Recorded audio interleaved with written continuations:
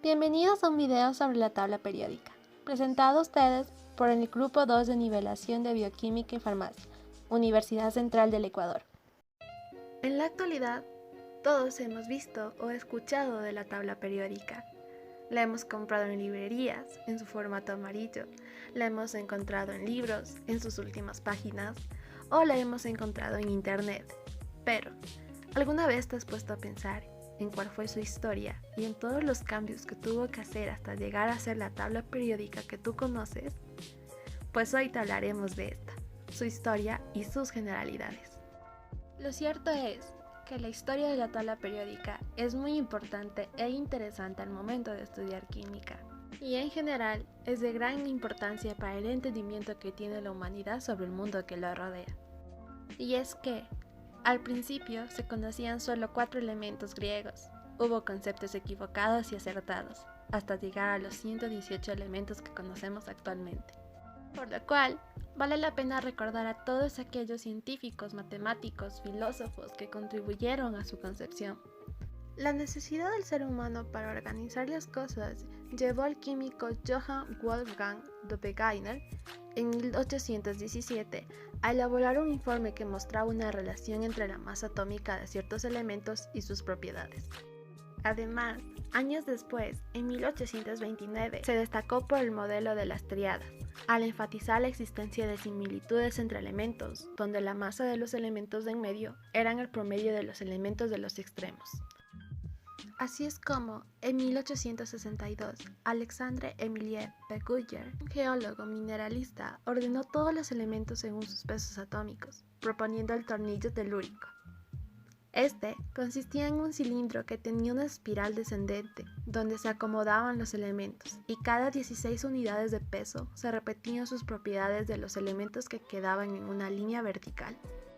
Lamentablemente, este hecho no demostró interés porque su ordenamiento carecía de sentido al no poseer una estructura más natural y determinada.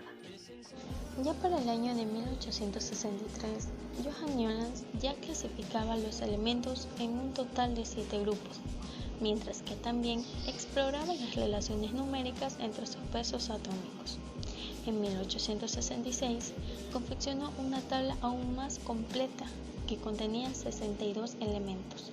Sin embargo, su artículo no fue publicado, ya que comparaba la repetición de los elementos después de cada intervalo de 8 con las octavas musicales.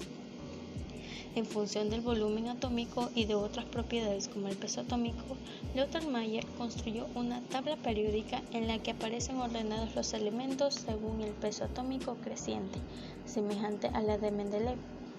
En 1869, Dmitri Mendeleev propuso la primera ley, llamada ley periódica. Esta consistía en que las propiedades de los elementos se repiten periódicamente en función de su peso atómico. Esta contenía 63 elementos y se basaba en el orden creciente de los pesos atómicos, ya que indicaba que era preciso introducir en los pesos atómicos de ciertos elementos que señalaba con signos de interrogación. Generalidades de la tabla periódica. En la actualidad existen 118 elementos, donde 92 se encuentran en la naturaleza y el resto de ellos fueron sintetizados por el hombre. La tabla periódica, los elementos se organizan por su número atómico, es decir, a cada casilla le corresponde un elemento químico, como su nombre respectivo, símbolo, número atómico, masa atómica y otras propiedades como la energía, ionización, la electronegatividad, sus estados de oxidación y la configuración electrónica, como por ejemplo el hidrógeno, que tiene un número atómico 1, punto de ebullición de -252.7, un punto de fusión de -2.59, una densidad de 0,017, un peso atómico de 1 y una valencia 1. Y tiene el símbolo H. El hidrógeno tiene propiedades tanto físicas como químicas. Una de las propiedades físicas es que el hidrógeno es un gas incoloro y pesa 14 veces menos que el oxígeno.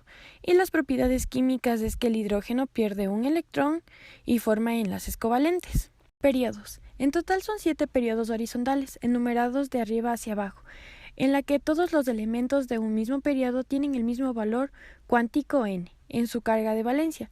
Los periodos permiten conocer las órbitas existentes entre los elementos que lo conforman e identificar la configuración electrónica de cada elemento, como por ejemplo en el calcio. El calcio tiene un número atómico de 20, masa atómica de 40,07 y se encuentra en un periodo 4.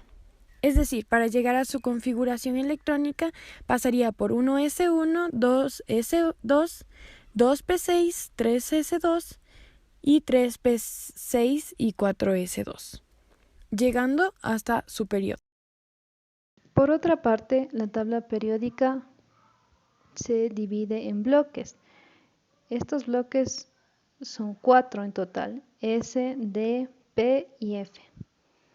Estos bloques que nos indican que P hasta máximo tendrán 2 electrones en el caso del bloque S, en el D hasta 10 electrones, mientras que en el P hasta 6 electrones y por último en el F hasta 14 electrones.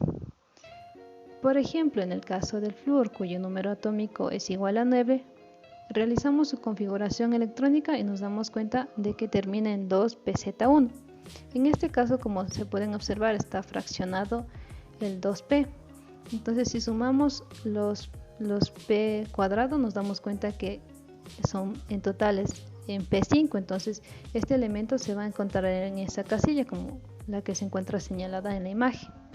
Entonces, podemos decir, ya una vez conocido lo que es un periodo, que este elemento se encuentra en el periodo 2 y se encuentra en el bloque P, que está en la parte derecha de la tabla periódica. Sin embargo, también la tabla periódica tiene grupos o familias. En total son 18 familias que se hallan en forma vertical. Esta nomenclatura de números arábigos fue dada por la Unión Internacional de Química Pura y Aplicada, la UPAC. Si hablamos del oxígeno, cuyo número atómico es igual a 8, y realizamos su configuración electrónica, nos damos cuenta de que termina en 2p4. Entonces, nos vamos a la tabla periódica y como ya sabemos, en el bloque P se permiten hasta 6 electrones.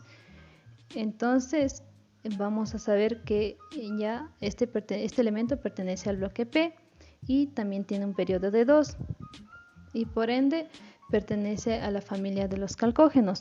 Una característica que van a tener todos los elementos de esta familia es que van a presentar 4 electrones de valencia en su último nivel de energía, y así pasa con el resto de elementos.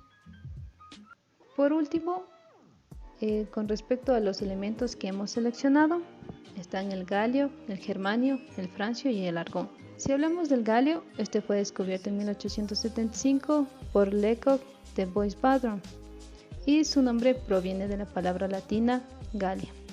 En el caso del germanio, este fue descubierto por Winkler en 1886 y su nombre proviene de la palabra latina Germania, que significa Alemania.